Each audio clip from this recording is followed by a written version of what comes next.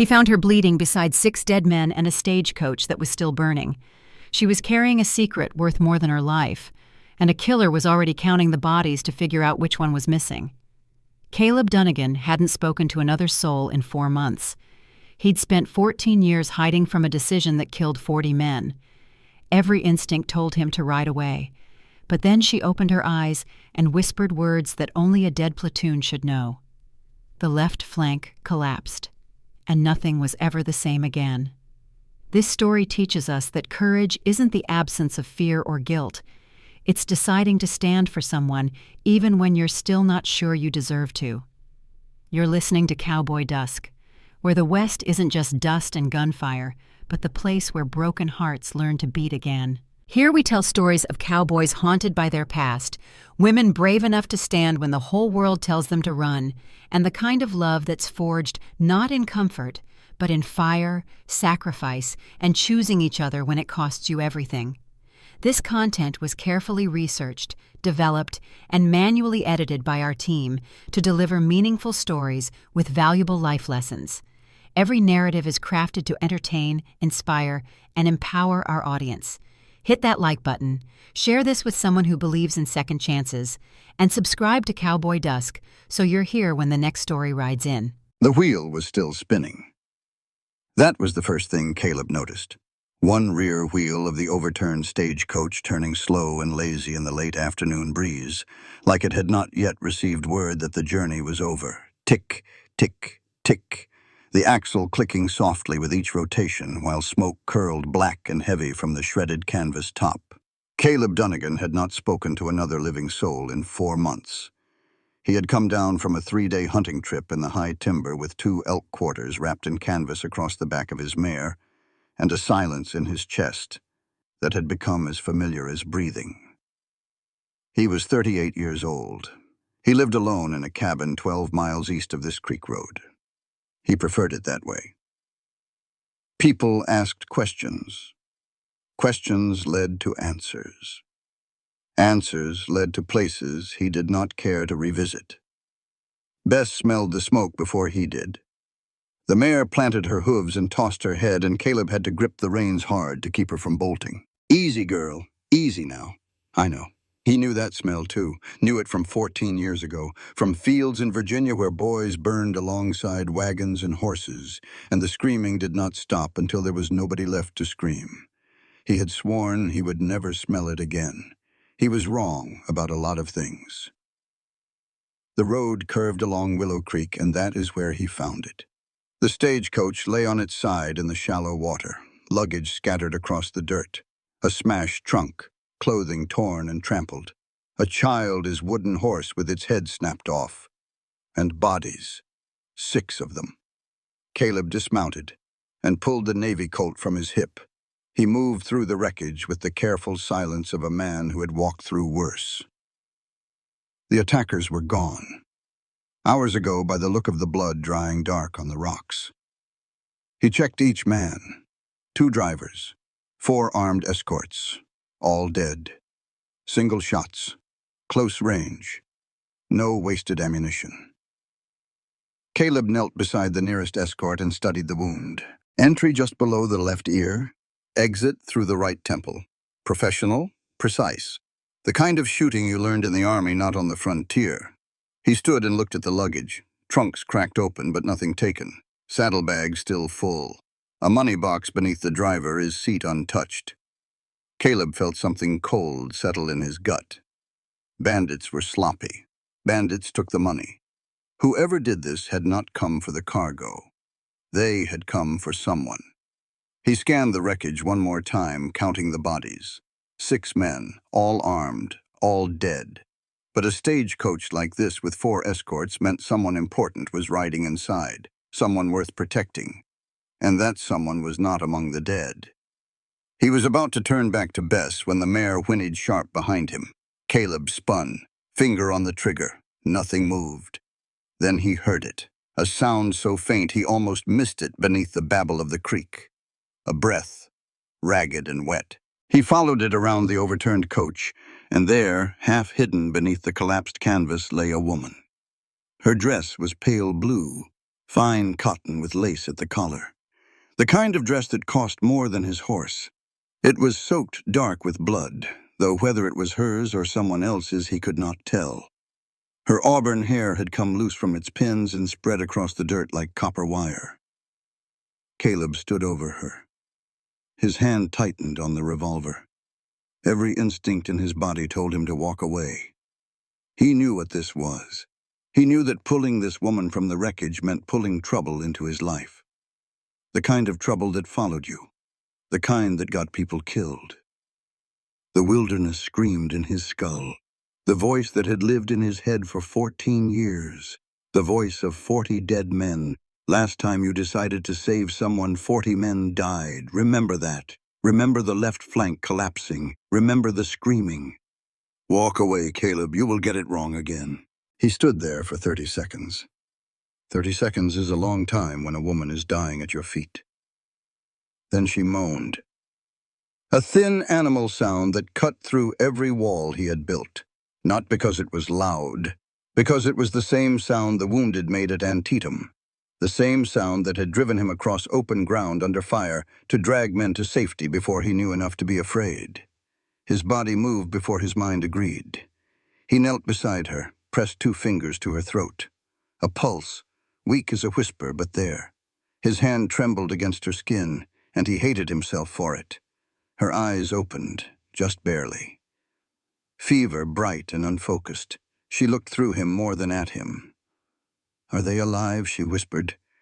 Caleb looked at the 6 dead men scattered across the creek road. He looked at her eyes, glassy with pain and fever and fear, and the first thing Caleb Dunnigan said to the dying woman was a lie. Yes, he said. They are alive. Her eyes closed, her body went limp. He did not know if she believed him. He did not know if she had even heard him. But the lie was out, and it was too late to take it back. He shrugged off his vest and wrapped it around her left arm, which was bent at an angle that made his stomach turn. Then he lifted her as gently as he could. She cried out, that thin sound again. I know, he said quietly. I know it hurts. I'm sorry, but I'm not leaving you here. He carried her to Bess. The mare snorted but held steady as he mounted with the woman cradled against him. Her head fell against his shoulder and he felt the heat of her fever through his shirt. On the 12-mile ride back to the cabin, she drifted in and out, mostly out.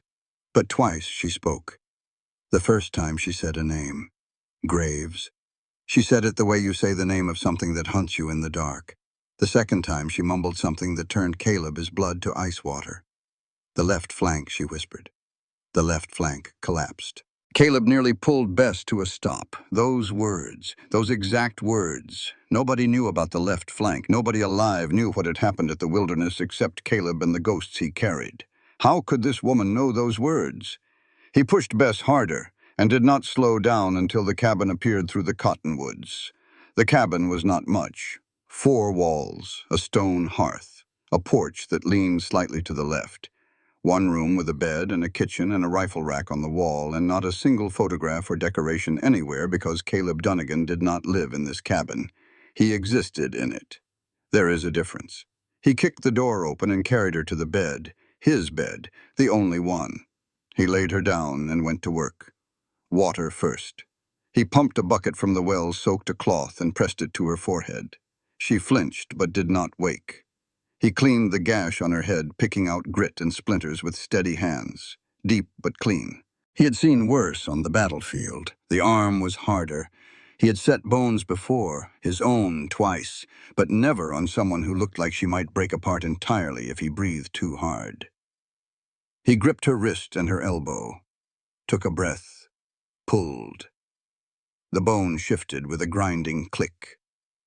The woman's eyes flew open, and she screamed.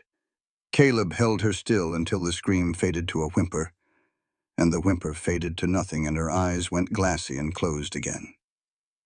He splinted the arm with cedar strips and clean cotton, wrapped the head wound, pulled the quilts over her. Then he stood back and looked at what he had done. A stranger in his bed, blood on his floor, trouble in his house. He turned to clean up. And that is when he saw it, on the floor beside the bed. A torn envelope that must have fallen from her dress. The paper was heavy, expensive. The seal was broken, but he could still make out the eagle and shield. A congressional seal, United States government. Caleb picked it up.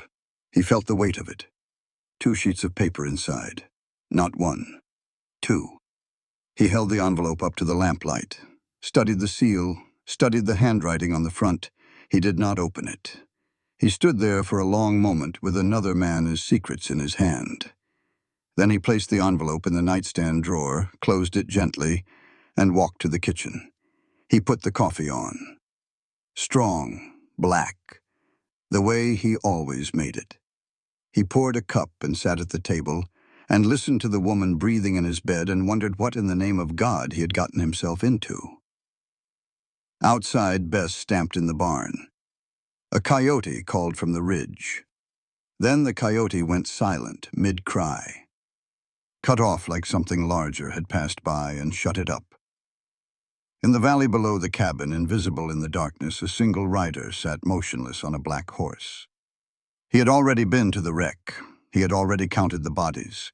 He knew one was missing. He watched the lamplight in the cabin window, patient, methodical, certain. Then he turned his horse north toward town and disappeared into the night. Clara Whitmore woke in a stranger's bed with a broken arm she did not remember breaking, and immediately began calculating the distance to the rifle rack on the far wall. 8 steps.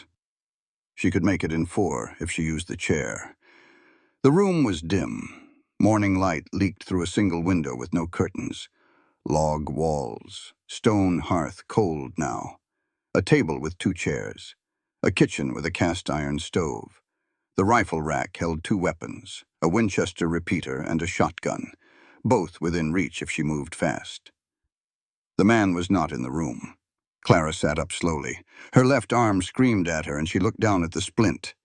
Cedar strips. Clean cotton. Whoever had done this knew what he was doing. Military field medicine. The wrapping was too precise for a rancher. She swung her legs over the side of the bed. Her dress was stiff with dried blood. She touched her face, a bandage across her forehead. Her ribs ached. Her throat was raw. But she was alive, and in her 24 years of life, Clara had learned that alive was a good place to start. She assessed the cabin the way she had been trained to assess every room she entered since she was old enough to understand her father. Doors. 1, front. No back exit. Windows. 2. 1 in the bedroom. 1 in the kitchen. Both large enough to climb through. Weapons on the wall. 8 steps. The man is bedroll on the floor beside the door. He had given her the bed without being asked. That meant something. She was not sure yet what. On the kitchen counter she noticed a glass. Clean. Washed and set upside down to dry, but not put away. A single glass. She had seen enough of her father's drinking habits to recognize the signs. This man drank alone, every night. 1 glass.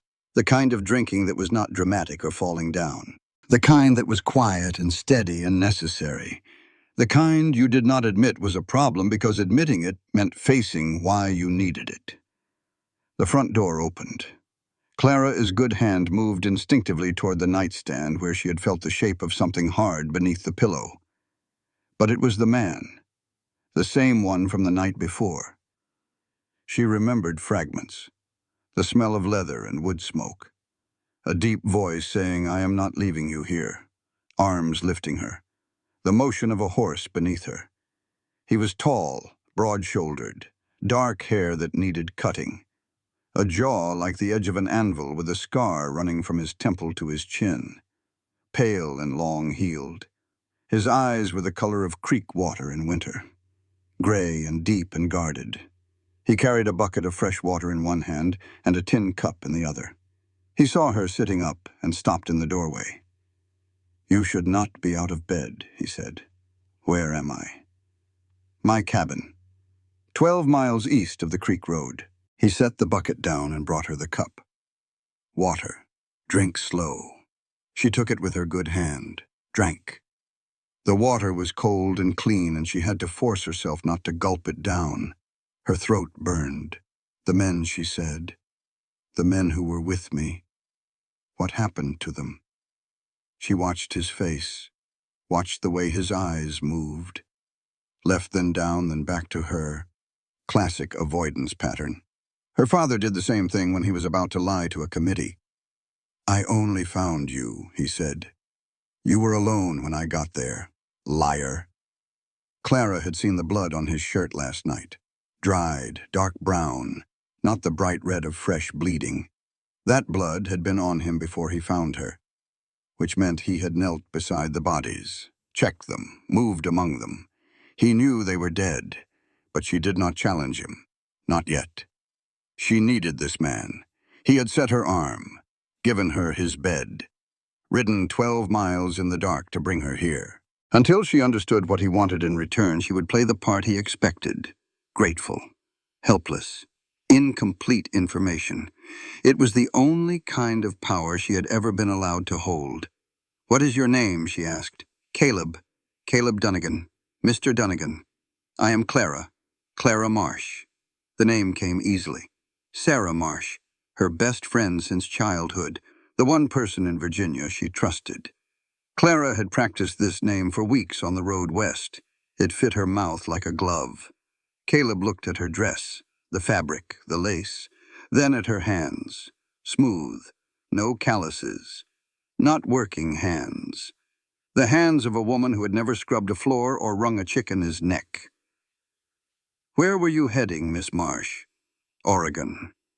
I have family in Portland." Another lie. Smooth and practiced. She had been lying to powerful men since she was 15 years old. A rancher in Wyoming was not going to be the one who caught her. But something in his eyes told her he did not believe her entirely. He did not press, though. He just nodded and moved to the stove and began making coffee. And Clara understood something about Caleb Dunnigan. He had his own reasons for not asking questions. People who do not want to answer questions rarely demand answers from others. They sat in silence while the coffee brewed. Clara studied him. The way he moved around the kitchen, efficient, no wasted motion, military training, obvious to anyone who had grown up in a house full of officers and politicians. The way he checked the window without appearing to check the window. The way his hand stayed close to his hip, even when there was no gun there. This was a man who had seen war and never entirely left it. The cabin confirmed it. Functional. Clean enough, but barely. No photographs on the walls. No letters on the shelf. No evidence that anyone had ever visited or been welcomed. A place someone existed in, not a place someone lived. Caleb brought her coffee. Black, no sugar. She took it and said thank you and meant it. He nodded and sat at the table across from her. The silence between them was not uncomfortable. It was the silence of two people who understood that words were currency, and neither of them was ready to spend freely. Later that morning, when Caleb went outside to tend to his horse, Clara moved. She had been thinking about the envelope since she woke up. It had been in her dress, inside the bodice. She had felt it there every step of the 4-month journey west. The weight of it against her skin was the only constant in a world that had become nothing but motion and fear. She checked the bodice. Empty. Her heart slammed against her ribs. She searched the floor beside the bed. Nothing. The sheets. Nothing. Under the pillow. Nothing. Then she checked the nightstand drawer.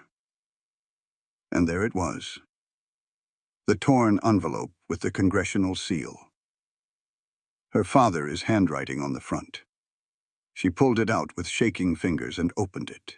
Both sheets of paper were there. The letter and the map. She checked the letter first, the heavy paper, the familiar handwriting. "My dearest daughter, you will return." She knew every word by heart. She had read it 100 times. It was the last thing her father had ever written to her. A threat dressed up in the language of love. The map was still folded inside, untouched. She ran her fingers along the creases, still sealed with the small dot of wax she had placed there herself. Nobody had opened it.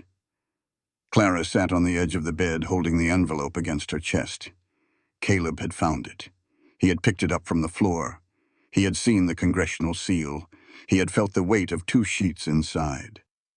And he had placed it in the drawer without reading it. He could have known everything. He chose not to know.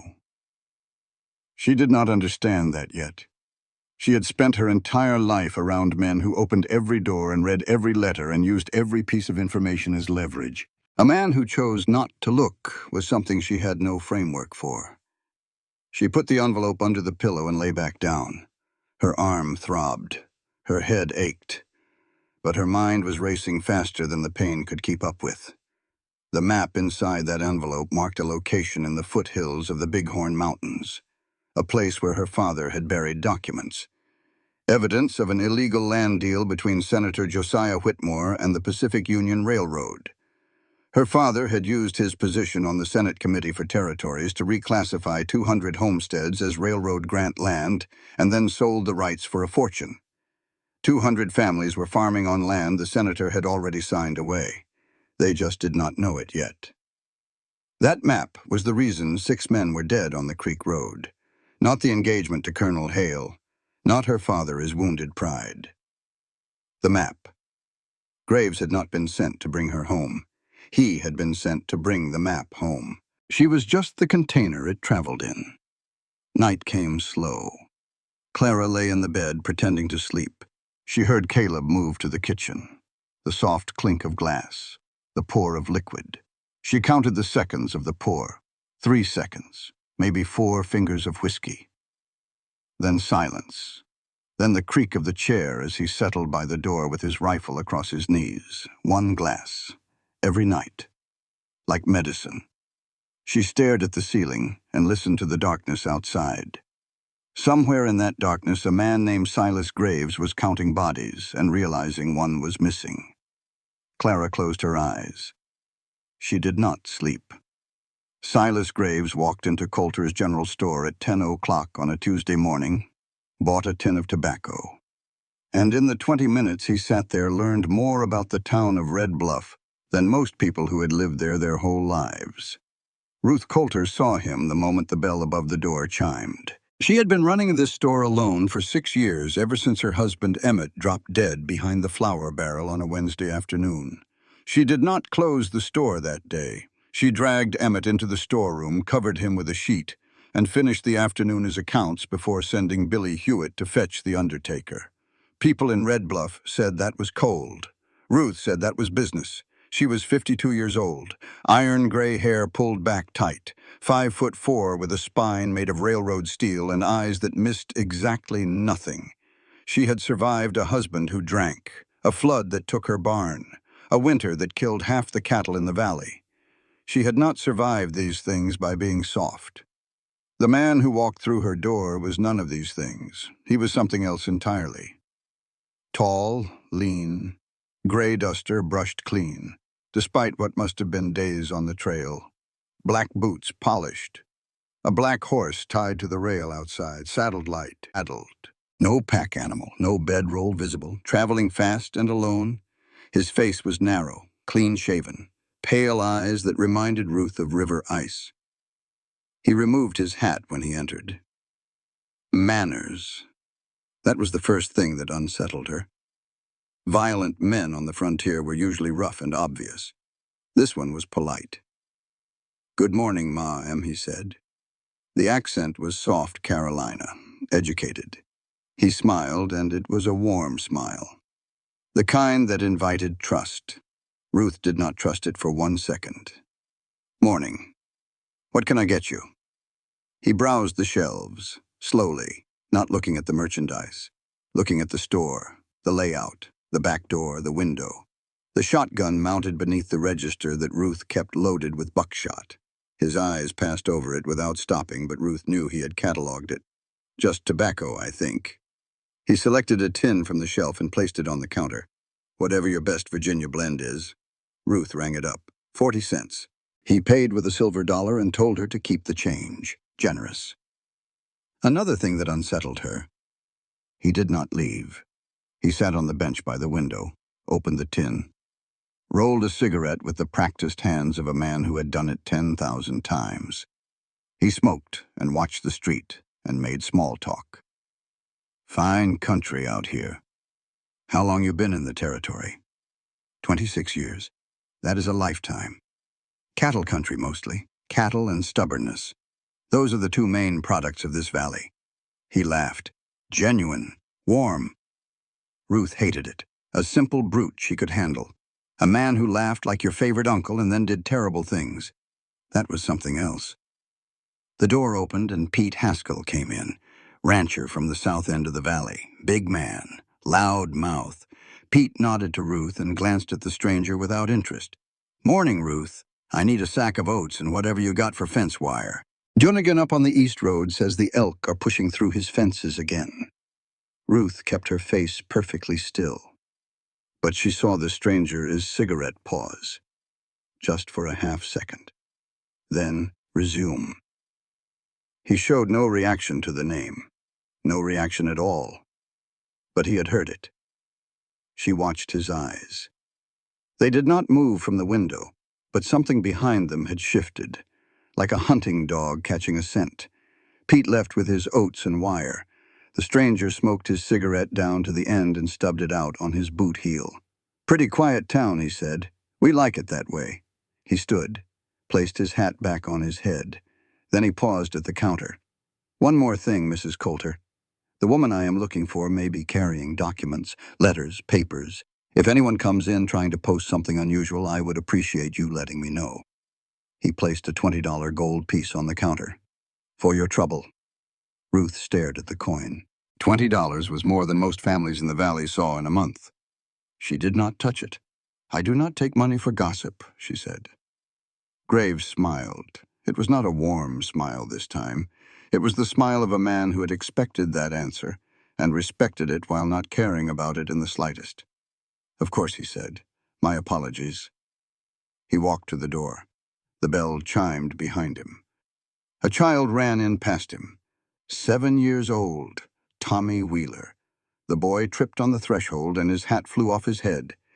Before Ruth could move, the stranger caught the hat in midair. He knelt down to the boy's level, handed it back gently. Careful now, son. He ruffled the boy's hair. Then he stood and walked out into the sunshine and mounted his black horse and rode north without looking back. Ruth watched him go.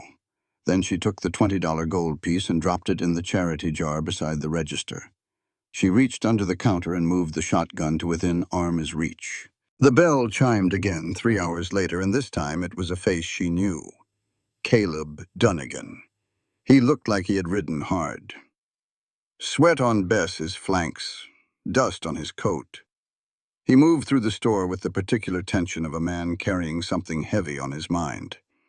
Caleb Dunnigan, she said without looking up from her ledger. 4 months since your last visit. Figured you had died. Not yet. Shame. I had my eye on your horse. He set a list on the counter.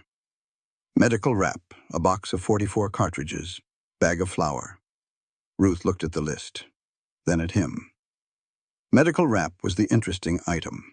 Caleb Dunnigan had not bought medical supplies in 8 years of living in this valley. And information, he said. That cost more than flour. Who is she, Caleb? And do not lie to me because I have not got the patience. Caleb went still. How did you? You are buying medical wrap for the first time since I have known you. You rode in here like the devil was chasing you. And you have that look on your face, the one men get when they have done something stupid and noble and are about to pay for it. She is being pursued, Caleb said. I do not know all the details. That is a lie. And you know it is a lie, and I know it is a lie, but I will let it go for now. Ruth leaned forward across the counter. Listen to me. A man came into the store this morning. Tall, gray duster, polite as a preacher. He asked about documents, papers. He left a $20 gold piece on my counter like it was pocket change. And Caleb, he sat in that chair for 20 minutes and bought 1 tin of tobacco. He was not shopping. He was hunting. And he is patient. That is the worst kind. Caleb's jaw tightened. Did he give a name? Graves. The name landed like a stone in still water. Ruth saw something move behind Caleb's eyes. Recognition. Not of the name itself, but of what the name meant. Whoever this Graves was, Caleb already knew he was coming. Ruth put the supplies on the counter. If helping that woman puts this town in danger, she let the sentence hang. What do you choose, Caleb? He did not answer. Ruth knew he could not. That was answer enough. Take the back door, she said. Your horse is too recognizable on Main Street. She watched him go. Then she looked at the shotgun under the counter. Then at the charity jar where the gold piece sat.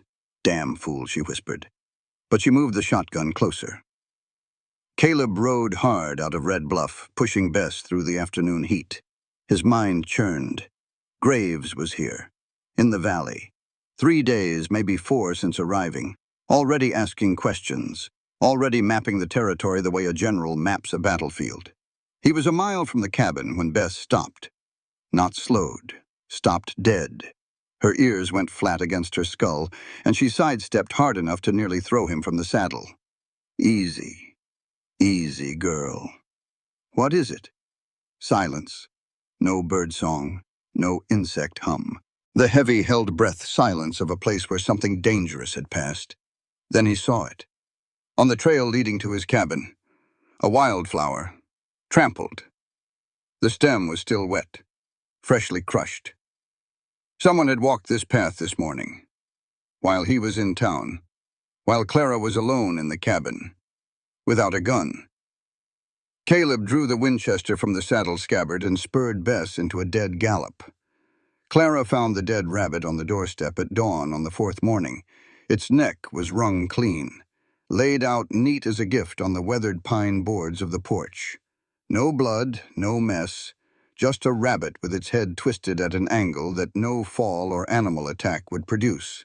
Deliberate, precise, a message. She stood in the doorway wearing Caleb's spare shirt that hung to her knees and looked at the dead animal and felt something cold and familiar settle into her bones. Graves had been here, while she slept, while Caleb sat in his chair with his rifle across his knees watching the front door. Graves had come around the back. He had stood close enough to touch the latch, close enough to hear her breathing through the wall. And he had chosen not to open it. Not yet. That was the message. Not the dead rabbit itself, but the restraint behind it. I can reach anything you think is safe, anytime I choose, and I choose not to. Yet. Clara picked up the rabbit by its hind legs and carried it inside. She set it on the kitchen table and sat down across from it and thought. She was not panicking.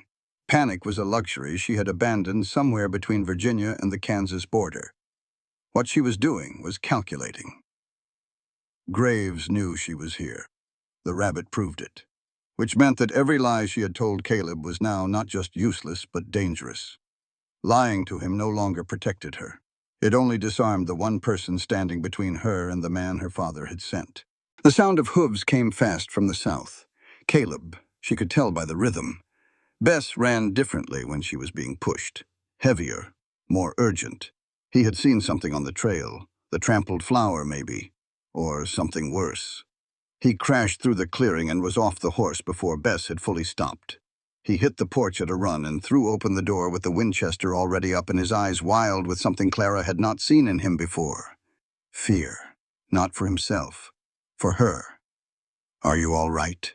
His voice was rough, breathing hard. I am fine. His eyes found the rabbit on the table.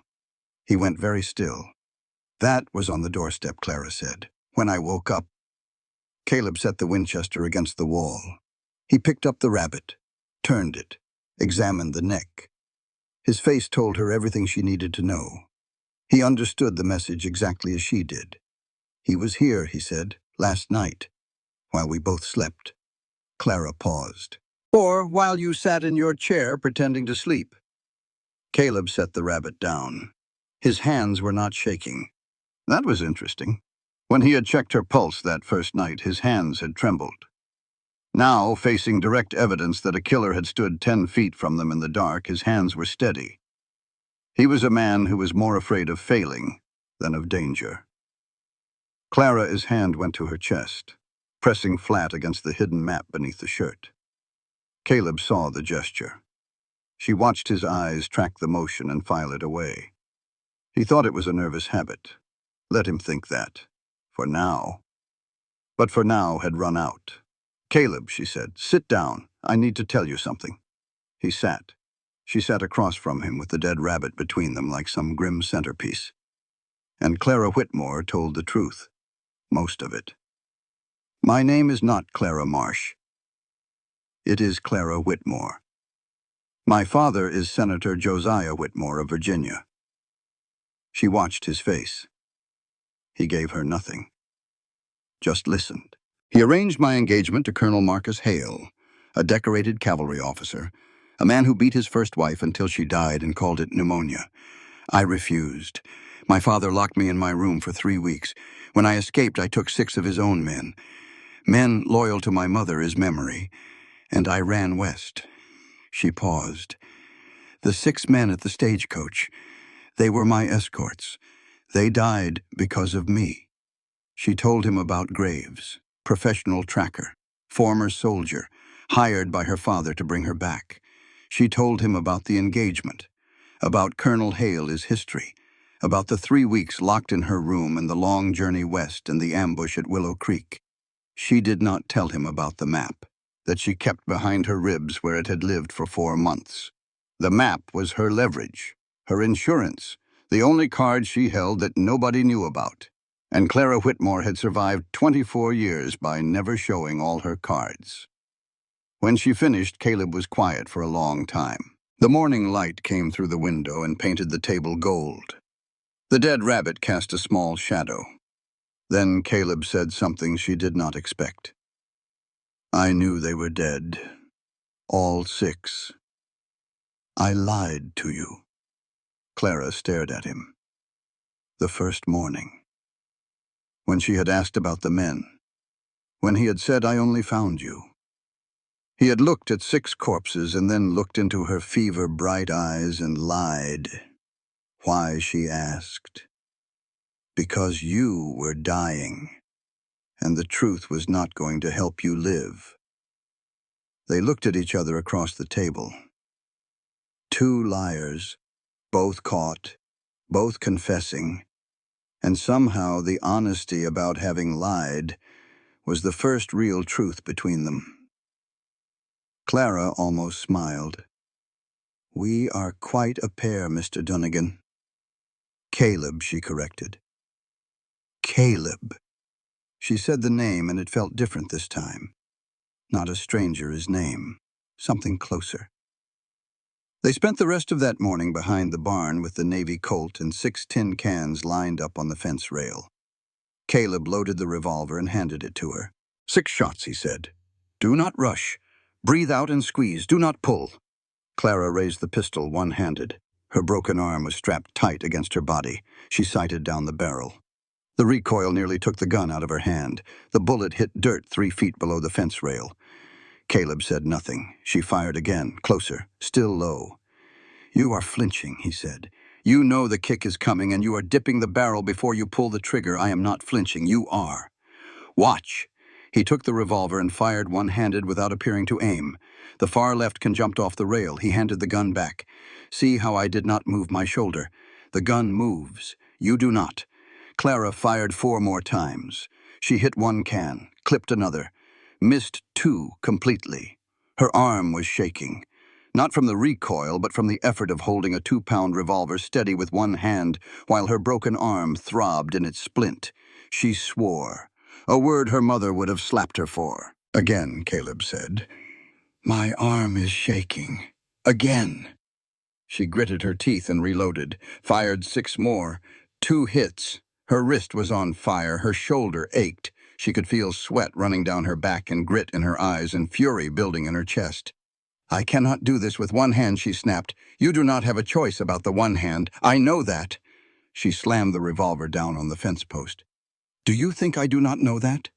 Do you think I chose to have a broken arm? Do you think any of this is what I chose?" Caleb looked at her. Calm. Unreadable. "You done?" No, I am not done. I have been running for 4 months. I have watched 6 men die. I have a killer leaving dead animals on my doorstep, and I cannot even hold a gun steady. So no, Caleb, I am not done. I am just getting started. She picked up the revolver, fired 6 more shots, 3 hits. Her hand was cramping.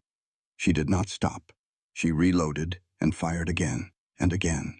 By the time the sun was high, she could hit 4 out of 6. Her hand was blistered and her whole arm trembled, but she could hit 4 out of 6. That will do, Caleb said. It was the closest thing to a compliment she had received in months. That night, Clara could not sleep. Her arm ached, her hand burned from the shooting, and her mind would not stop turning over the pieces of this puzzle she had built around herself. She went to the porch. Caleb was already there. Of course he was. Winchester across his knees, eyes on the tree line. The chair tilted back against the wall. She sat down on the porch step beside him. Not close enough to touch. 5 inches between his hand on the armrest and hers on the step. 5 inches that felt like a canyon. They sat in silence for a long time. The valley hummed with night sounds. Crickets. The creek somewhere below. A breeze moving through the cottonwoods. Then Caleb spoke, very quietly, like he was talking to the darkness and she just happened to be there. Last time I tried to save people, I killed 40 instead. Clara did not turn to look at him.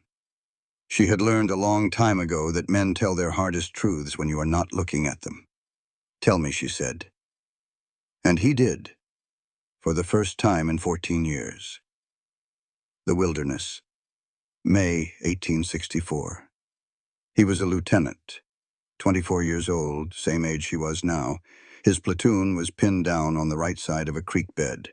The Confederate line was advancing from the west. Caleb, his commanding officer, was dead, shot through the throat, 20 minutes into the engagement. Caleb had 30 men. The orders were to hold position, hold the line, do not retreat. But he could see what the officers behind him could not. The left flank was thin, too thin. If the Confederates pushed there, the whole line would collapse. And his 30 men were exposed. Sitting in a creek bed waiting to die, he ordered the retreat. No authorization, no consultation. He pulled his 30 men back to a secondary position behind a stone wall and saved every single one of them. But the retreat left the left flank exposed, and the Confederates came through that gap like water through a broken dam. 40 men from the adjacent company, dead in 10 minutes. Caleb heard the screaming from behind the stone wall. He heard them dying because he had pulled away the shield that was protecting them. They court-martialed me, he said, acquitted on a technicality, honorably discharged. His voice was flat, empty. The way a voice sounds when it has told a story so many times inside its own head that the words have lost their edges. I saved 30, killed 40, and I have never been sure which number matters more. Clara was quiet for a long time. The crickets sang, the breeze moved. Then she said 6 men died because I lied to them about how dangerous it was. I told them my father would only send someone to talk. I knew he would send Graves. Caleb turned his head slightly, not quite looking at her. I needed them to come with me, she continued. They were loyal to my mother. They would have ridden into hell for her memory. But they had families, children. If I had told them the truth, if I had said my father will send a professional killer, she stopped. They might not have come, and I needed them to come, so I lied. 2 people sitting in the dark with each other is guilt. No forgiveness offered because neither of them was ready for that. No comfort given because comfort would have been a lie, and they had both had enough of lies for one night, just knowing, together. Caleb, his hand rested on the chair arm. Clara, his hand rested on the porch step, 5 inches between them. Neither of them moved closer. Neither of them moved away. Inside the cabin, under a loose floorboard, a bottle of whiskey sat 3 fingers lower than it had been the day before. Clara had checked that morning. She had checked every morning since she arrived. She said nothing about it. Not yet. Tom Ferguson lay on the floor of his own house with a broken jaw and 3 cracked ribs, and the only thing he could see through his swollen eye was Silas Graves smiling politely while he asked Margaret the question a second time. Tom was a big man, 220 pounds, hands like shovels. He had built the Ferguson homestead from nothing, cut every log, laid every stone, raised 4 children in this house and never once raised his hand to any of them. He was 41 years old, and until tonight the worst violence he had ever experienced was a kick from a mule when he was 16. Graves had knocked on the door at supper time, polite, hat in hand, introduced himself as a representative of a family back east, looking for a young woman, auburn hair, broken arm perhaps. May have come through the area recently. Tom said he had not seen anyone matching that description. This was the truth. Tom Ferguson did not know Clara Whitmore existed. Graves studied him for a moment. Then he hit Tom in the jaw with a closed fist. Not a wild swing. A precise targeted blow that cracked the bone and sent Tom sideways into the kitchen table. Before Tom could rise, Graves kicked him twice in the ribs. Quick, efficient. The way you kick a dog you do not hate, but need to move out of the way. Margaret screamed from the doorway. She had the baby on her hip. The 3 older children were behind her. Thomas Jr., 14 years old, Sarah, 12, little James, who was 6. Now then, Graves said, straightening his coat. He was not breathing hard. He had not broken a sweat. I will ask again. Have you seen a woman? Auburn hair, traveling alone or with escorts? Maybe carrying documents? Margaret was shaking so hard the baby started to cry. She said she did not know anything. Please, we do not know anything. Graves walked to the cradle. The motion was casual, unhurried. He picked up a small knitted blanket and folded it neatly. Then he looked at the baby on Margaret's hip. Mrs. Ferguson, I am going to be very specific with you because I respect your time. I will not kill your baby. I will shoot her in the foot. She will live, but she will never walk right. That is a hard thing for a girl growing up on a ranch. Margaret made a sound that was not quite a scream, something deeper and more animal than that. The sound of a mother hearing the unthinkable stated in a reasonable voice by a reasonable-looking man. Billy Pwitt came through the back door, 18 years old, ranch hand for the Fergusons, skinny, quick, brave the way only boys who do not yet understand consequences can be brave. He threw himself at Graves with a shout that cracked on the high note. Graves sidestepped, brought the butt of his revolver down on Billy's skull. One stroke. The boy dropped like a puppet with its strings cut. Blood spread across the kitchen floor from a split in his scalp. Graves looked at Margaret, looked at Tom on the floor, looked at the children. His pale eyes moved from face to face, cataloging, reading. You do not know, he said. It was not a question. He had read them, the same way he read everything. And he believed them. He placed a gold coin on the kitchen table. One more thing, Mrs. Ferguson. If the woman contacts you, she may try to send a package, a letter, something heavy. I would be grateful if you let me know. He adjusted his hat. I am sorry for the inconvenience, he said. And he walked out the front door and mounted his black horse and rode away. Tom Ferguson lay on his kitchen floor and listened to his wife crying and his baby screaming and his 14-year-old son saying, Pa, get up. Pa, please get up. And he could not get up because his jaw was broken and his ribs were cracked and the world was spinning like that stagecoach wheel on the creek road. But he heard what Graves had said. Documents. A letter. Something heavy. Tom Ferguson did not know what that meant, but he filed it away in the part of his brain that was not consumed with pain. It would matter later. The news reached Caleb's cabin before noon the next day. Doc Partridge arrived first. 63 years old, white beard, riding his ancient mule like the devil was behind him. He had served as a Union Army surgeon, had saved more men with a bone saw and carbolic acid than most soldiers saved with a rifle. He was the only person in the valley who knew the full truth about Caleb's wilderness decision. He had kept the secret for 8 years. Ruth Coulter came next, on a bay gelding, shotgun in the saddlebag, face like granite. Billy Pwitt came last, slumped in the saddle, one eye swollen shut, blood crusted in his hair. The boy should have been in bed. He was riding 12 miles on pure fury, and an 18-year-old's stubborn refusal to miss whatever came next. They gathered in Caleb's cabin. Clara stood in the doorway watching them arrive, her hand pressed flat against her chest, against the hidden map. Nobody noticed. Billy told the story. His words were thick through swollen lips. Tom, his jaw is broke, 3 ribs cracked. He picked up the baby. He held a gun. He threatened to shoot a baby in the foot.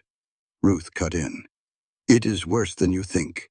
Graves has been to 3 homesteads, working a grid. Every cabin within 15 miles of that wreck. Clara spoke from the doorway. I am the one he is looking for. And before you say anything, I know. The room went quiet. Doc looked at her, then at Caleb. Clara met his gaze without flinching. Doc opened his medical bag and turned to Billy. Hold still, son. Let me check for fracture. Clara held Billy's head with her good hand while Doc worked. Her face was calm, but Caleb could see the tremor in her fingers. Not weakness, rage. Ruth pulled Caleb to the side of the room. Her voice was barely above a whisper. You brought this into our valley. Tom Ferguson got his jaw broken because of you, because of her. She is. Ruth held up her hand. I am not finished. Then she turned to Clara. You. What are you going to do about it? Clara did not hesitate. I will leave tonight. I can take the North Trail. Ruth's eyes narrowed. Go where? You do not know this country. You can barely use your arm. And Graves will hit 3 more families before he realizes you are gone. Then what do you want me to do? I want a plan, not good intentions, not noble sacrifice. A plan. Because right now Tom Ferguson is lying in bed with his jaw wired shut, and his 6-year-old daughter having nightmares, and none of that gets fixed by you riding off into the mountains to die. Mid-sentence, Billy Pwitt, his eyes rolled back in his head, and he dropped. Just collapsed off the chair onto the floor like someone had blown out his candle. Doc lunged forward. Clara caught the boy's head before it hit the boards. Concussion, Doc said. Real one. Get me water. Get me light. Hold him still. Clara held Billy's head while Doc examined him. Ruth and Caleb were still arguing across the room. Multiple threads of chaos happening at once. Nobody had time to sit and strategize because life was falling apart around them. Caleb watched it all. The boy unconscious on the floor. Clara on her knees holding his head. Ruth standing with her arms crossed, demanding answers nobody had. Doc working with the steady hands of a man who had treated worse in worse conditions. The wilderness screamed in his head. Last time you decided 40 men died. I need a night to think, Caleb said. Clara looked up at him from the floor where she knelt beside Billy. And for the first time since he had found her on the creek road, she looked at him with something other than trust or gratitude. She looked at him with the sharp, clear eyes of a woman who had just seen doubt in the one person she was counting on. It cut him deeper than any wound Graves could inflict. After Billy was stabilized and resting on the bed, and Ruth and Doc had settled into the kitchen with coffee and grim silence, Clara stepped outside for air. The evening was warm. Crickets sang in the grass. From somewhere drifted the faint smell of tobacco. Billy had a tin in his shirt pocket. Same brand as the cigarette Graves had rolled in Ruth's store. Same Virginia blend. The smell hit Clara like a fist. She stopped breathing, her lungs locked, her vision narrowed to a pinpoint. She sat down hard on the porch steps because her legs would not hold her. She could not explain what was happening. She could not stop it. Her hands shook, her chest compressed. The world tilted sideways, and all she could smell was tobacco, and all she could hear was Graves, his polite voice saying, I am sorry for the inconvenience, for the pub. Caleb found her there. He came through the door and saw her sitting on the steps with her knees drawn up and her good hand gripping the porch rail so hard her knuckles were white. She was not crying. She was not making any sound at all. She was just shaking. He did not say, I am here. He did not say, you are safe. He did not reach for her hand or touch her shoulder or say any of the things that people say when they do not know what to say. He sat down beside her. 6 inches away. And he waited. 5 minutes. 10. The shaking slowed. Her breathing evened. She wiped her face with the back of her hand. She said nothing. He said nothing. They sat in silence while the last light drained from the sky, and the first stars appeared above the ridgeline. It was the most intimate moment between them so far. Not words, not touch, just presence. Silent and steady, and there. Later. Midnight. Clara heard Caleb get up. She was lying on a pallet on the floor. Billy had the bed. Ruth and Doc were in the kitchen. Caleb, dressed in the dark, took his rifle. She watched through half-closed eyes as he opened the door and stepped out into the night. She heard Bess being saddled, heard the creak of leather, heard hooves moving away from the cabin into darkness. She went to the door and watched him disappear into the tree line. Where was he going at 2 in the morning? And the question that hurt worse, was he coming back? Caleb Dunnigan rode to the stagecoach wreck at 3 in the morning because he needed to look at 6 dead men again. Not to mourn them, to learn. The wreck site had changed in a week. Animals had been at the bodies. The stagecoach itself was half sunk into the creek mud. The wheel had finally stopped spinning. The smell was thick and wrong in the warm summer air. Caleb tied Bess downstream where the air was cleaner and walked the site on foot. He carried a lantern in one hand and the Winchester in the other, and he moved through the wreckage the way he had once moved through battlefields. Slow, methodical, reading the ground like a book written in blood and bullet holes. He started with the first driver, shot from the front, entry wound below the left eye. The man had been facing his killer, knew what was coming. That meant Graves had approached openly, confidently, no ambush.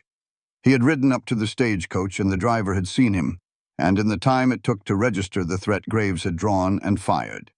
Second driver, shot from the side, turned to run, didn't make it. The 4 escorts were different. They had fought back. Caleb could see the shell casings scattered in the dirt.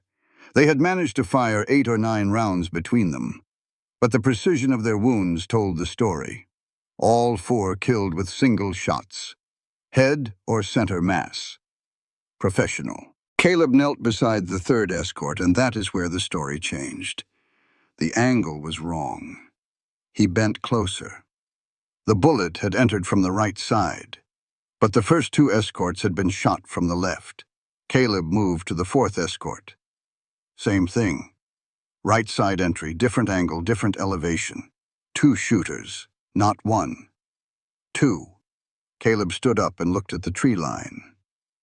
2 positions, one on the left side of the road where Graves would have been, and one on the right, higher up, maybe 30 yards into the timber. A second rifle. Graves had a partner, or someone had sent a second man alongside Graves. Insurance, a backup that Graves himself might not have known about. This changed things. If there was a second shooter out there, then Caleb was not dealing with one manhunter. He was dealing with something more organized, more dangerous. He finished his survey and walked back to Bess. The mare was nervous, ears swiveling. Caleb mounted up and turned south toward the cabin. He made it half a mile before he heard the voice. "You went back to the wreck to read the ground. I respect that." Caleb pulled Bess to a stop. His hand found the Winchester, but he did not raise it. Not yet. The voice came from the creek bank, 30 yards east. A man sat on a flat rock beside the water. Moonlight caught the gray of his duster. A black horse stood behind him, tied to a willow branch. The man was washing his hands in the creek, casual, unhurried, as if being discovered at 3 in the morning in the middle of nowhere was perfectly normal. Graves. Caleb kept his hand on the rifle. Graves did not reach for his weapon. He dried his hands on his coat and looked at Caleb across 30 yards of moonlit creek bank. "You found the second angle," he said. It was not a question. "I wondered if you would. Who was the second shooter?" "Not mine," Graves stood up slowly. Someone the colonel sent. A man named Rawlins. Army sharpshooter. Hale wanted insurance. The colonel. Caleb filed that away. 2 employers, 2 agendas. Graves took a step forward. Where did you serve, he asked. The question was direct. Soldier to soldier. No pretense, Antietam, Caleb said. Gettysburg. The wilderness. Graves went still. The wilderness. Yes. A long silence. The creek ran over stones. An owl called from somewhere in the timber. I was on the other side at the wilderness, Graves said slowly. Longstreet is division. Caleb felt his chest tighten. The left flank. Graves continued. It collapsed and we came through. 40 men in 10 minutes. I remember the sound of it, the screaming. Not the shooting, the screaming. Caleb could not breathe. The old ghost clawed at his throat. I commanded that assault, Graves said. And you were the lieutenant who ordered the retreat. The world stopped. The creek stopped. The wind stopped. Everything stopped except the pounding of Caleb's heart. You know who I am, Caleb managed. I have known since I found her at your cabin. Graves came one step closer. Dunnigan, the name was in the after-action reports. I studied those reports for years, trying to understand how one company could dissolve in 10 minutes. And then I found your name. The retreat order that exposed the left flank. You have known from the beginning. From the beginning. Then why? Caleb's voice was raw. Why the rabbit? The Ferguson family? The circling? If you knew where she was the whole time. Because I was trying not to kill you, Graves said. And his voice was different now, stripped of the polish. The professional calm replaced by something older and more tired. I went to war for 4 years, Graves continued. Came back and my wife had married a shopkeeper in Richmond. Thought I was dead. I cannot blame her. I was. Mostly. He paused. Let the words settle. You are risking your life for a woman you have known less than a week. I am telling you from experience. That is a bet that does not pay off. Sentiment is a luxury, Mr. Dunnigan, and it will betray you every time. Caleb heard the wreckage behind those words. This was not philosophy, this was personal. Graves straightened. Here is my offer. Give me the woman. I take her back to Virginia, alive, unharmed. No one else in this valley gets hurt. And you. He paused. You will not have to make another decision you are not sure about. The last sentence hit the wound. Dead center. Like Graves had reached into Caleb's chest and squeezed the exact spot that had been bleeding for 14 years. You will not have to make another decision you are not sure about. 5 seconds. The longest 5 seconds of Caleb is life. He sat on his horse in the moonlight with a killer 30 yards away, offering him the easiest path. Hand her over. Walk away. No more decisions. No more wait. No more risk of getting it wrong. 5 seconds. And in those 5 seconds he saw the scar on Clara's left wrist, old, healed. The scar of someone who had tried to escape before, a different way. If she went back, she would try again. No, Caleb said. Graves studied him, then nodded, as if he had known the answer before he asked, as if the asking was a formality. You think this is about a marriage, he said quietly. You do not know half the story. Then tell me. It is not my story to tell. Ask her about the second page. The second page. Caleb remembered the envelope. 2 sheets of paper. He had put it in the drawer without looking. Next time we meet, there will not be a conversation, Graves said. He untied his horse, mounted, and disappeared into the dark timber without another sound. Caleb sat in the moonlight for a long time. His hands were steady on the reins. The wilderness was screaming louder than it had in years, but underneath the screaming, something new was growing. something that felt dangerously like resolve. He rode back to the cabin at dawn.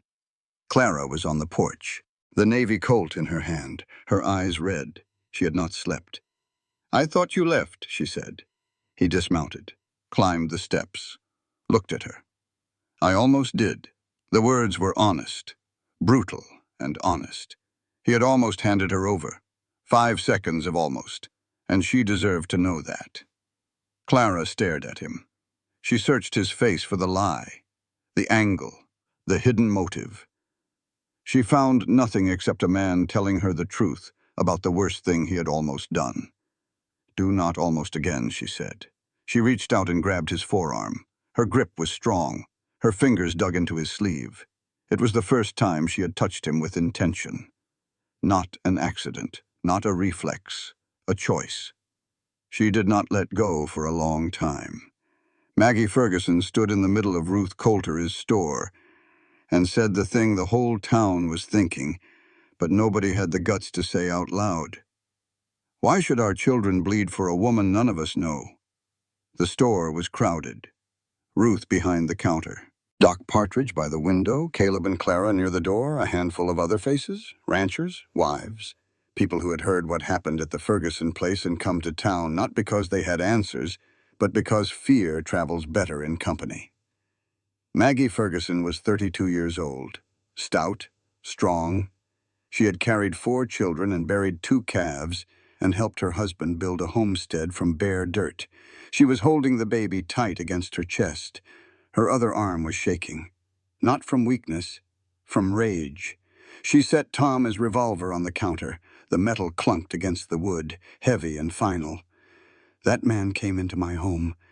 He broke my husband's jaw. He threatened to shoot my baby." She looked directly at Clara. "Because of you." Clara did not flinch. She stood in the doorway of Ruth's store, wearing Caleb's shirt and her splinted arm, and she received the accusation the way she received all things, with her spine straight and her chin level. Maggie continued. "Tom cannot eat. He cannot talk.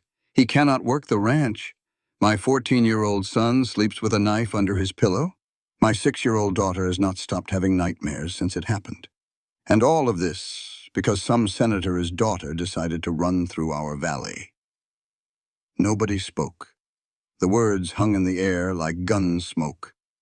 Ruth stood behind the counter, her hands flat on the wood, her face unreadable. "Give her to them," Maggie said, "or I will handle it myself."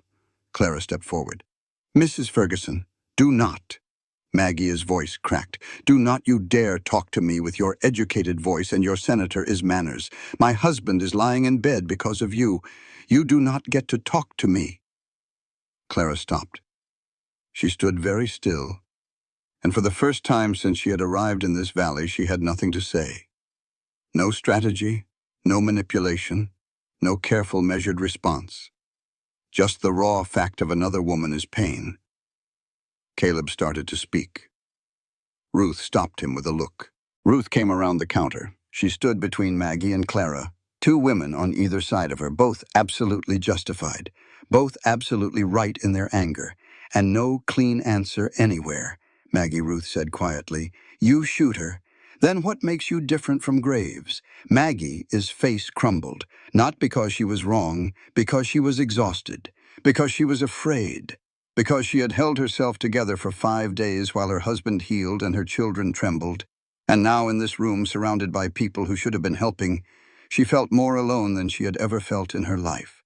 She sank into the chair by the window and cried.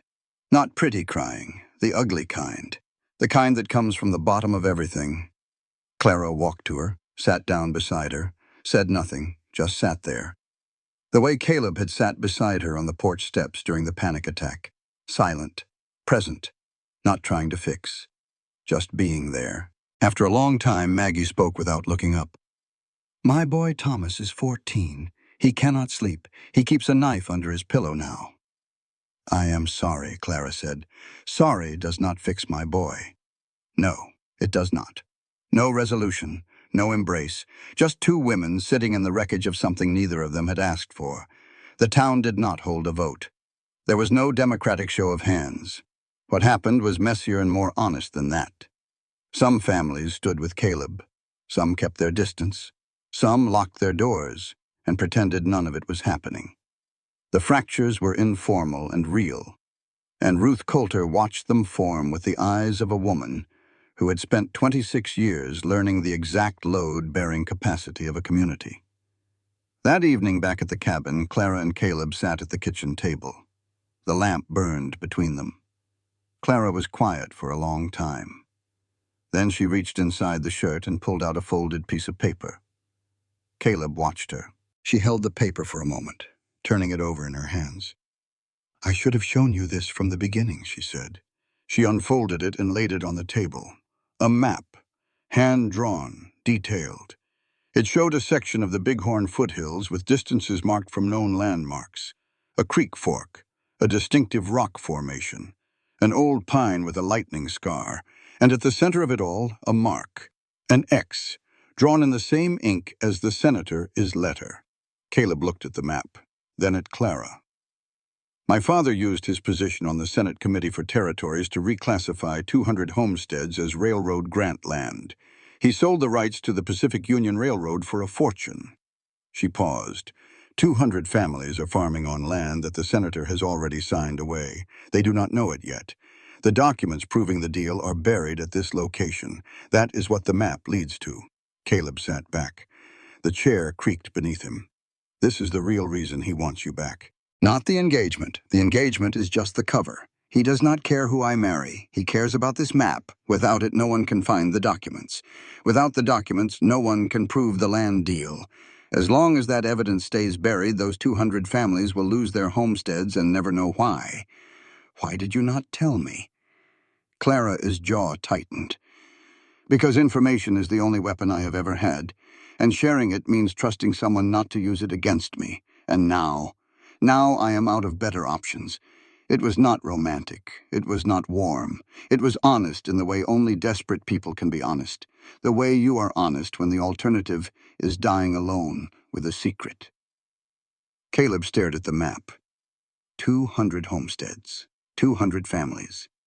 This was not about one woman anymore. This was about an entire territory. That night he reached under the loose floorboard and pulled out the whiskey bottle. He poured a glass, sat at the table with the map spread before him. Clara was asleep, or he thought she was. He drank slow, staring at the X on the map. The firelight made the ink shimmer. He poured a second glass. His hand was steady. It should not have been. The first shot came at 3 in the morning, and it was not aimed at anyone. It was aimed at the barn. Graves had not come to kill. Graves had come to cage. The bullet punched through the barn door and severed the tie rope holding Bess in her stall. A second shot hit the post where Doc's mule was tied. Both animals panicked. Bess reared and slammed through the half-open barn door and bolted into the darkness. The mule followed, 2 horses disappearing into the night. No escape now. Caleb was on his feet before the echo died. He had the Winchester in his hands and was crouched beside the kitchen window before his mind finished catching up to his body. Clara was already against the wall by the front door, Navy Colt in her good hand. "Hammer back." Ruth dropped behind the kitchen counter. "Shotgun up." How many she called? 1. Caleb angled the mirror shard he had mounted in the window days ago. Moonlight flooded the clearing. Nothing moved. Coming from the north. Maybe 60 yards. Doc Partridge was at the bedroom window. Spencer carbine steady despite his age. He squinted through the shutter slats. I do not see him. Too much timber. Billy Puit was on the floor beside the bed. He had tried to stand when the shooting started and immediately vomited. His concussion was real. His one good eye was focused, but his body was betraying him. He gripped the borrowed rifle and tried to stop the room from spinning. Then Graves's voice came from the darkness, smooth, polite, carrying the soft drawl of the Carolinas like smoke on a summer breeze. "Mr. Dunnigan, I know you can hear me, sir, and I know exactly who is in that cabin with you." Nobody responded. Caleb shook his head. "Do not answer. He is locating us." Graves continued. I count 5. You, the woman, Mrs. Coulter with her shotgun. I admire a woman who can handle a 12-gauge. Dr. Partridge, an honor to be opposed by a Union Army surgeon, and young Mr. Puit. Although I understand the boy is not doing well, concussions are tricky things. Ruth, his face went white. He knows our names, she whispered. Someone in town told him. $500 in gold, Graves called. That is what the senator is offering, more money than this valley has seen in a decade. All you have to do is open that door. He paused. Let the number hang in the air. I know there are families in this valley who want the lady gone. I am not the enemy of this town. I am the solution. Ruth and Caleb locked eyes across the dark kitchen, the same thought. Someone had talked. Someone in Red Bluff had told Graves exactly who was in this cabin. The traitor would never be identified. That was the worst part. The uncertainty. The wondering. Caleb had to decide. Go out and fight, or hold position and wait. The wilderness roared. Hold position. Do not make the decision. Last time you made the decision, 40 men died. Stay here. Stay safe. Let someone else choose. We hold, Caleb said. Defensive position. Nobody moves. Nobody fires. We wait him out. Ruth looked at him. Caleb, he can wait longer than us. We have maybe 2 days of water in here. We hold. It was the wrong decision. 10 minutes later, the smell of smoke drifted through the cracks in the shutters. Not wood smoke. Grass smoke. Dry summer grass catching fire somewhere south of the cabin. Caleb moved to the south window and looked out. A line of orange flame was moving through the tall grass toward the cabin.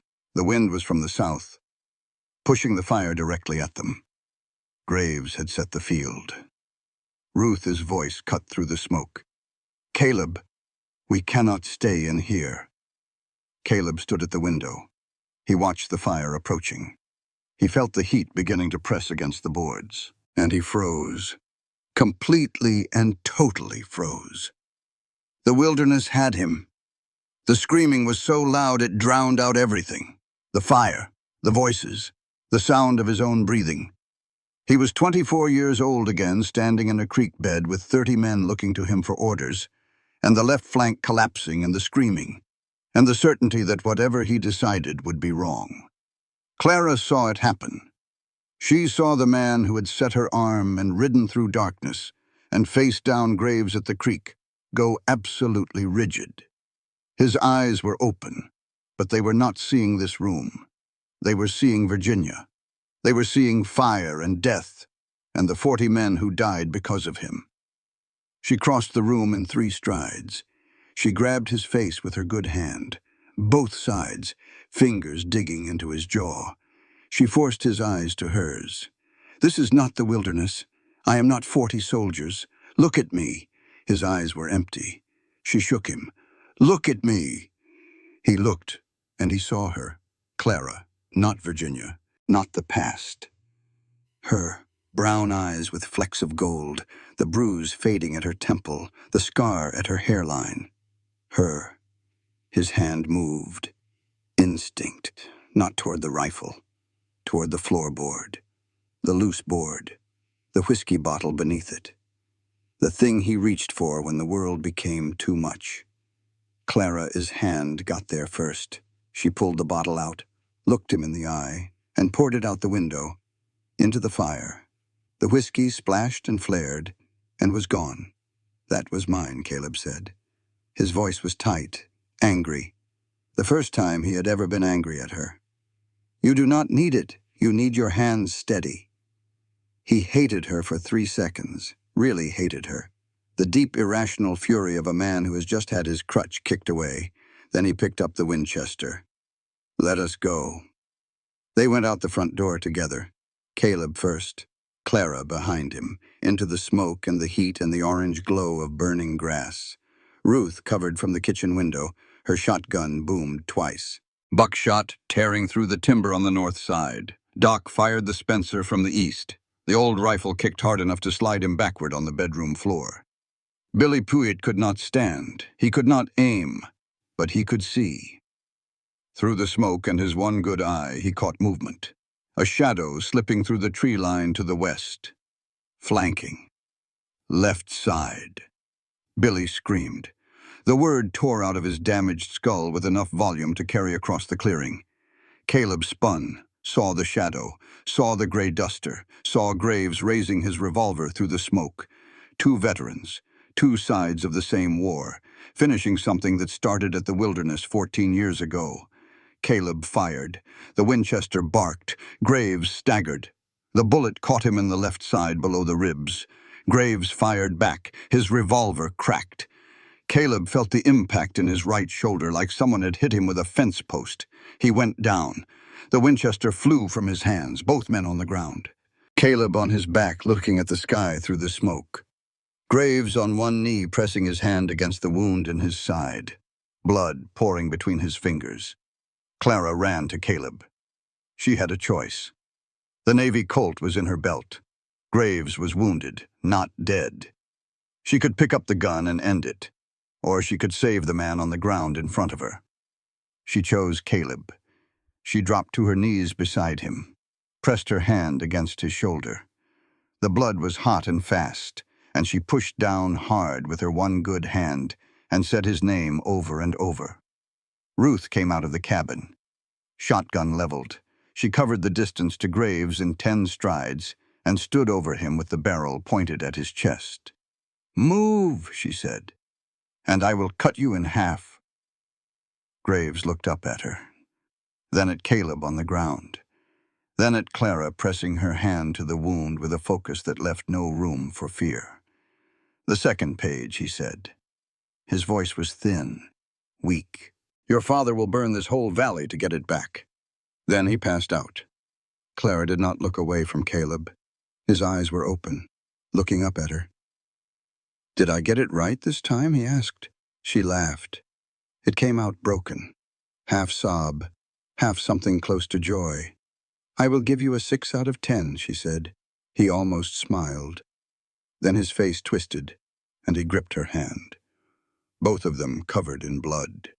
His and Graves' is, and maybe hers, though she could not feel it. All she could feel was his fingers wrapped around hers, tight, holding on. Clara had rehearsed the conversation with her father every night for 4 months of running.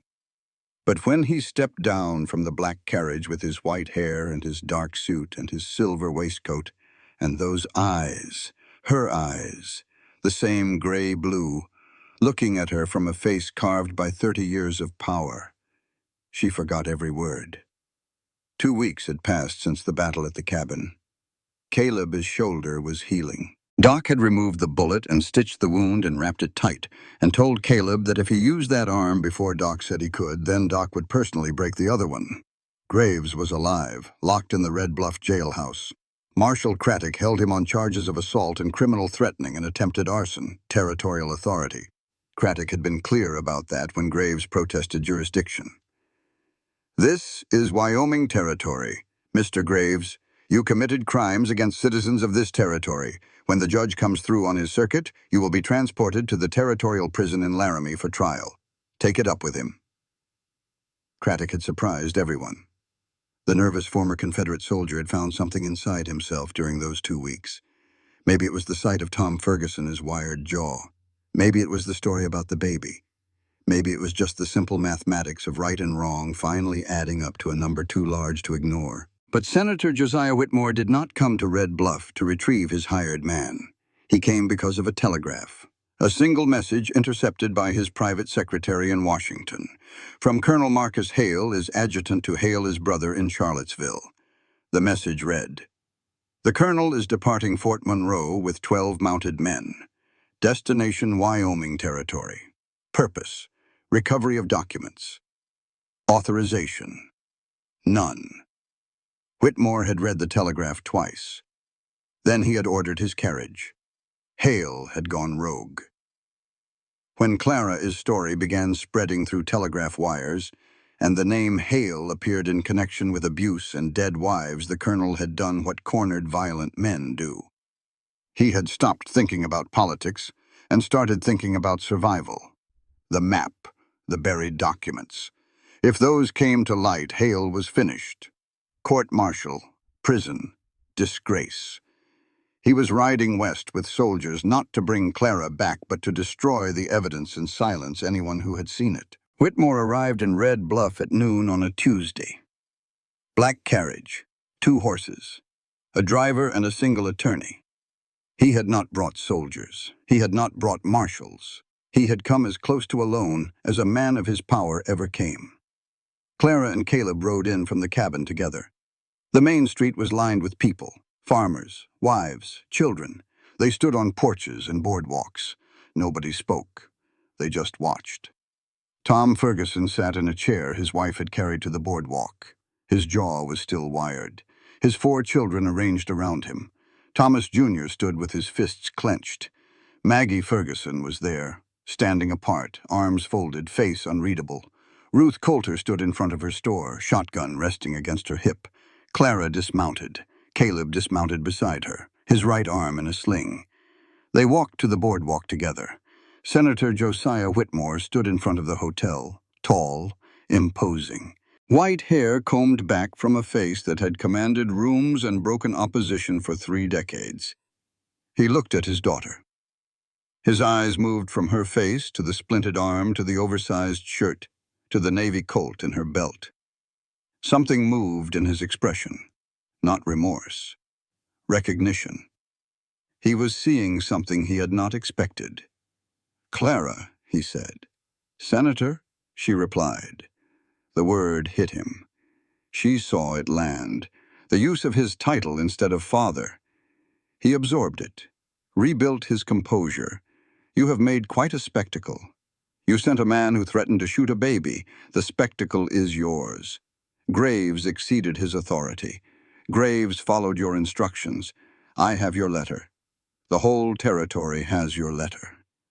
But Clara could see something wrong. Her father was not performing. He was not politicking.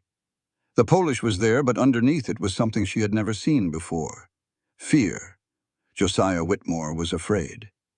"We need to speak privately," he said. They met in the hotel. Whitmore, Clara, Caleb standing by the door.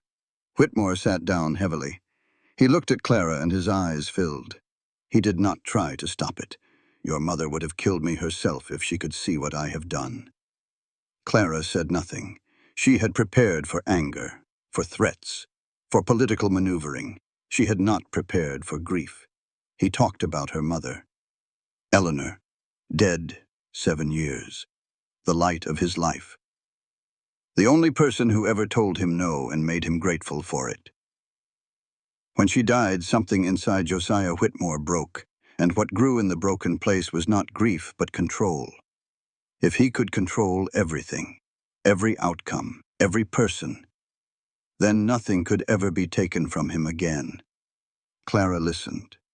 She felt something dangerous happening inside her chest. The ice she had built around her heart was cracking. She could not let it crack. Not now, not yet. Then Whitmore asked for the map. "Give it back. I will dissolve the engagement. You stay here, free. Just give me the map. Just give me. If I give you the map, you steal the land from 200 families. Those families are squatting on railroad grant land. The law is on my side. The law you wrote. For the railroad that paid you." Whitmore's jaw tightened. The politician was trying to resurface. Clara cut him off. "Why are you really here, Father?" The word father slipped out before she could stop it. She saw him flinch. "Because Hale is coming." The room went cold. Whitmore explained. "The telegraph, the unauthorized troop movement. Hale riding west with 12 men. Not to retrieve Clara, to destroy the map and anyone who had seen it." "He will be here in 36 hours, Whitmore said. "He has soldiers. He has no authorization, but he has rank and men who follow orders without asking questions." And Clara, "He does not intend to bring you back alive. He intends to bury this. Why should I believe you?" Whitmore looked at her. stripped of everything, no polish, no power. Just an old man who had driven his daughter away and was now watching a greater threat close in on her. Because your mother would never forgive me if I let you die. Clara felt the ice crack. One fracture, hairline. She held it together. The next day, Clara made her move. She had Doc send a message to Judge Harlan McCoy in Denver. Doc is old war friend, now a territorial judge with authority over land claims. The message contained three things: a description of the map and its contents. Clara is signed testimony regarding the land deal, and a request for an official land commission investigation. The map itself went with a trusted rider, not Billy, not anyone from Red Bluff, a U.S. mail carrier who happened to be passing through on his route south. Legal, official, untouchable. Clara stood on the boardwalk of the Red Bluff Hotel and told her father the truth. The map is gone. It is with a territorial judge in Denver. If Hale comes here, he finds nothing to destroy and a town full of witnesses. Whitmore's face went through fury, then cold recognition. His daughter had outmaneuvered him, not with passion, not with tears, with strategy. His strategy. The thing he had spent her entire life teaching her whether he meant to or not. You are just like your mother, he said. I know. She would have done this 20 years ago if she had the chance. Maggie Ferguson stepped forward. She had been standing at the back of the small crowd that had gathered. She said nothing. She did not smile. She did not offer her hand. She just stood beside Clara. Then Tom Ferguson rose from his chair, jaw wired, ribs taped. He stood on his own 2 feet. Then Ruth. Then Doc. Then Billy Pwitt, battered and bruised and standing straight as a post. One by one, not spontaneous, not easy, earned. Through blood and pain and the hard, slow math of deciding that some things are worth standing for, even when they cost you. Whitmore signed the dissolution of the engagement. Then he did something nobody expected.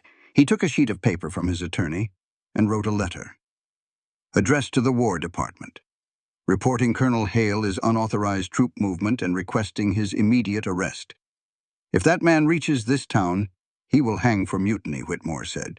I will make sure of it. It was not forgiveness. It was not redemption. It was a father choosing his daughter's life over his own career, and it cost him everything.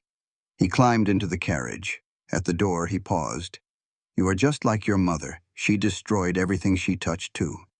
Clara absorbed it. The carriage rolled away down the main street of Red Bluff past the silent crowd and disappeared around the bend. Caleb stood beside her. She watched the road where the carriage had been. Is he right? She asked. Do I destroy everything? Caleb looked at the town around them. Scorched roof lines, shattered windows. Tom Ferguson is wired jaw. Yes, he said, but sometimes you have to break the old thing to build the new one. She was not sure that was enough. Neither was he. But it was honest. And honest was all they had left. 3 months after the battle at the cabin, Caleb Dunnigan drove the last nail into the new roof and realized it was the first time in 14 years he had built something instead of watching it fall apart. The mule brayed from the barn, loud, obnoxious, completely at odds with the quiet golden afternoon. The cabin was repaired, new shutters, patched walls, cedar planks where the fire had scorched the siding.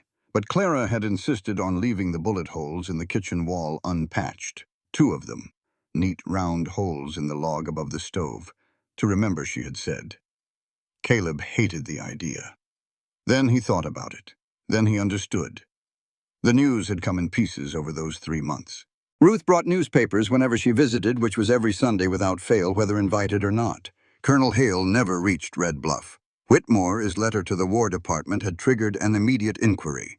Military police intercepted Hale 50 miles east of the valley, arrested him for unauthorized troop deployment and conduct unbecoming an officer, returned him to Virginia under escort.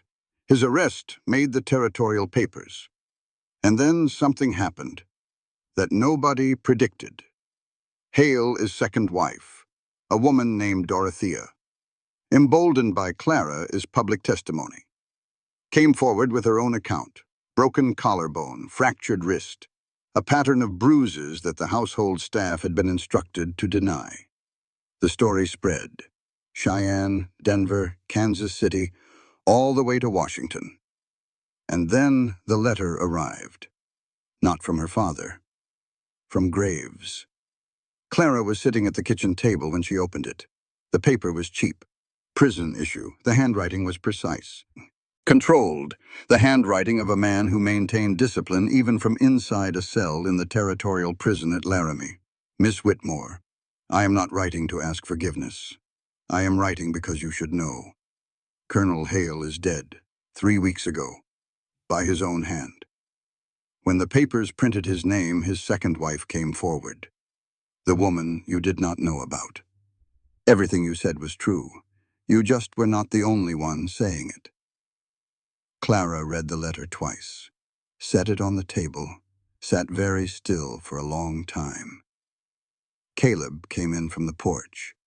He saw her face and the letter on the table. Bad news or good, he asked. I do not know. Both.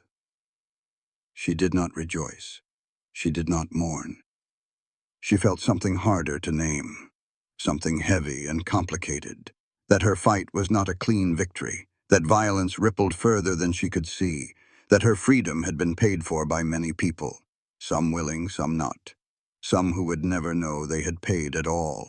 She folded the letter and placed it on the shelf, next to the ammunition box, next to the Navy Colt, which sat there clean and loaded and ready. She placed it beside the senator's letter. The old threat and the new truth, side by side.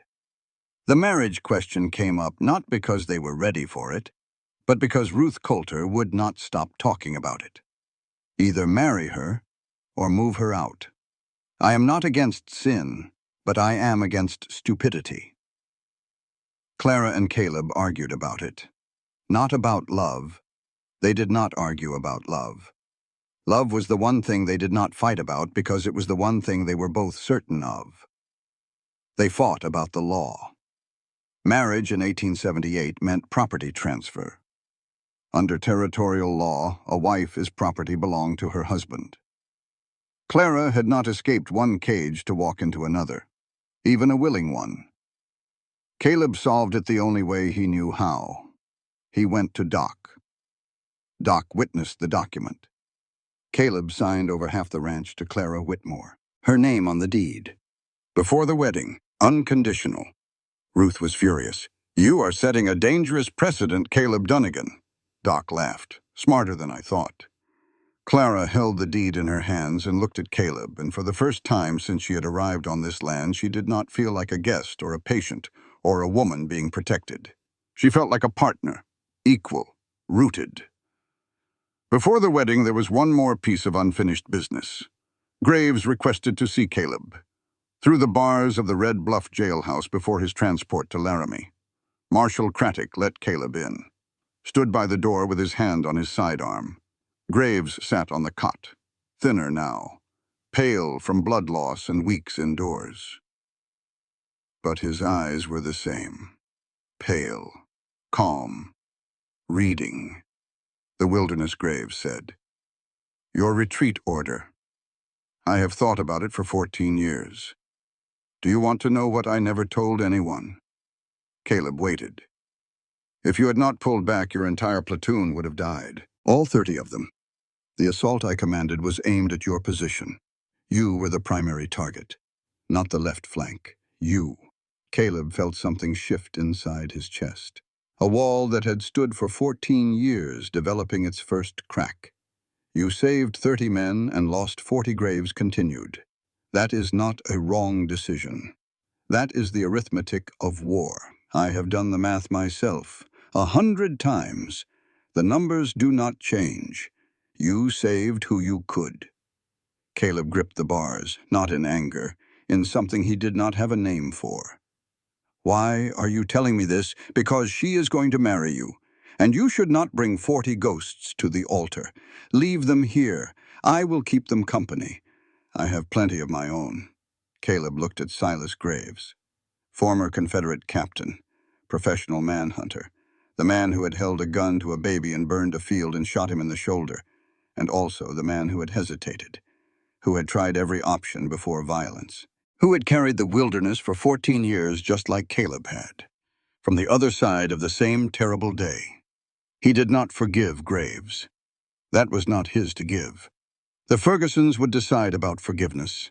The law would decide about punishment. But he heard the words. And for the first time in 14 years, the door that had been sealed shut cracked open. Just a fraction. Just enough to let light in. "Thank you," Caleb said. Graves nodded once. "Do not thank me. Buy a better lock for your barn. That latch is a disgrace." Caleb almost laughed. Almost. He turned and walked out of the jailhouse into the sunlight. The wedding was small. Red Bluff. A Saturday afternoon in early October, with the aspens turning gold on the mountainsides and the air carrying the first cool bite of autumn. Ruth Coulter was the maid of honor. She complained about her dress. She complained about the flowers. She complained about the food and the music and the fact that the ceremony was outdoors because the church was too small. She complained about everything because complaining was how Ruth Coulter showed love, and everyone who knew her understood that. Doc Partridge stood as best man. He cleaned his spectacles 4 times during the ceremony. He did not cry. His eyes were simply watering. From the wind, obviously. Billy Pwitt carried the rings. He was fully recovered, working for Caleb now, learning to ranch. He nearly dropped the rings, not for comic effect, because he was 18 and nervous and his hands were sweating. Clara caught them before they hit the dirt. She gave him a look. He gave her a look back. They had an understanding, those two. It had started the night she held his head while Doc stitched him, and had grown into something like the bond between a younger brother and the older sister he never knew he needed. Marshall Craddock officiated. The territorial preacher was 2 weeks away on his circuit. Craddock mispronounced Whitmore twice and sweated through his only good shirt. Nobody cared. Maggie Ferguson was there, back row. She did not clap during the ceremony. She did not smile. But she was there. And when it was over, she walked to Clara and handed her a loaf of bread wrapped in cloth. "I still think you brought trouble," she said. Clara took the bread. "I did. Tom says trouble comes whether you invite it or not. At least this time we knew why. It was not friendship, not yet. It was something smaller and more honest than friendship. An acknowledgement that they had survived the same storm and were still standing.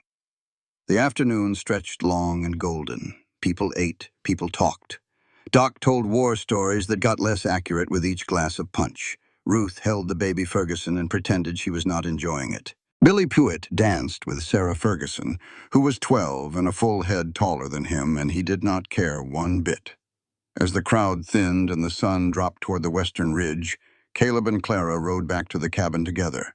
The valley was golden, warm, the kind of warmth that settles into your bones and makes promises about tomorrow. At the cabin, Clara dismounted and stood in front of the door. Bullet holes, patched windows, the scorch mark on the south wall where the fire had licked the logs before the rain of God or luck or both had put it out. "It is not much," Caleb said. "It is everything." She walked inside. Caleb watched her move through the cabin. Their cabin now. She set the bread on the table, filled a tin cup with water, and placed the wildflowers Billy had picked into it, the yellow ones that grew along the creek.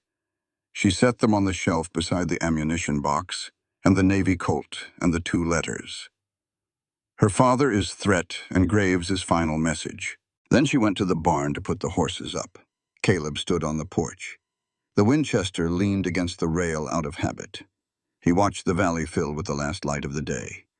Somewhere beyond those mountains, a judge in Denver was reviewing evidence of a land fraud that would protect 200 homesteads. Somewhere in Virginia, a senator was facing the ruin of his career and the possibility that his daughter might write to him someday. Somewhere in the territorial prison at Laramie, a man named Graves was staring at a wall and keeping company with ghosts. From the barn came the sound of Clara arguing with Doc's mule. The animal would not go into its stall. Clara was swearing.